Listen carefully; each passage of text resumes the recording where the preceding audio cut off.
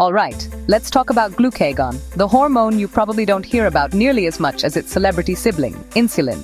If insulin is the storage manager telling your body to stash away excess glucose, glucagon is like the resourceful friend who sneaks into the pantry at midnight when your blood sugar gets low and says, "Hey, we're out of fuel, time to restock." Glucagon is secreted by the alpha cells in the islets of Langerhans, tiny clusters found in your pancreas. It kicks in when your blood glucose drops, acting as a direct counter to insulin. Both hormones are big polypeptides, but glucagon is a bit more compact, just 29 amino acids, with a molecular weight of 3,485. But don't let its size fool you. This stuff packs a punch.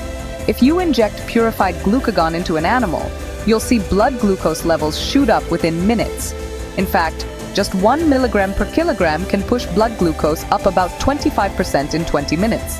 This is why glucagon gets the nickname the hyperglycemic hormone. So how exactly does it pull off this glucose-raising magic trick?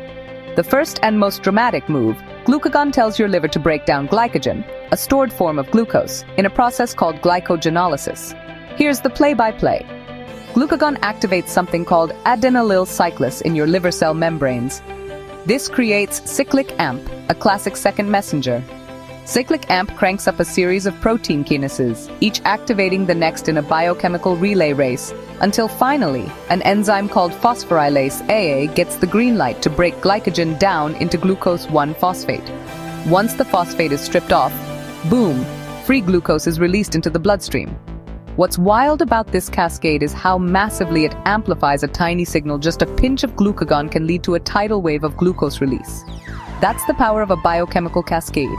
One molecule triggers another, and another, creating an avalanche effect. In fact, if you keep infusing glucagon for a few hours, your liver will burn through its entire glycogen stash. But glucagon doesn't stop there. Once the liver's glycogen is tapped out, glucagon shifts gears to another process, gluconeogenesis. It ramps up the liver's uptake of amino acids and flips on the enzymes needed to turn those amino acids into new glucose.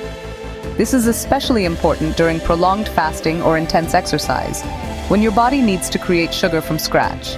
And for bonus points, at high concentrations, glucagon also mobilizes fat stores by activating enzymes in fat cells, making fatty acids available for energy.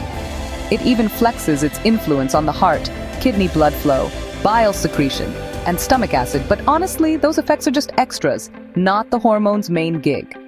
So, what keeps glucagon in check? It's mostly a seesaw with blood glucose. When glucose is high, glucagon gets the boot. When glucose drops, like during fasting or after heavy exercise, glucagon levels can climb several-fold, working overtime to bring those levels back up. Interestingly, amino acids also stimulate glucagon. So after a protein-heavy meal, glucagon rises alongside insulin. This lets the liver convert those extra amino acids into glucose, keeping your body's fuel tanks topped off. And during exhausting exercise, glucagon can increase 4 to 5 times, even if blood sugar isn't low. Scientists aren't totally sure why, but it probably ties in with rising amino acids and maybe a bit of adrenaline kick. So, to sum it all up, glucagon is insulin's biochemical opposite, a fast-acting, multi-talented hormone whose main job is to protect you from running out of fuel.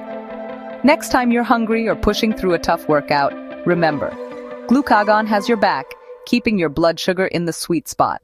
Science is awesome.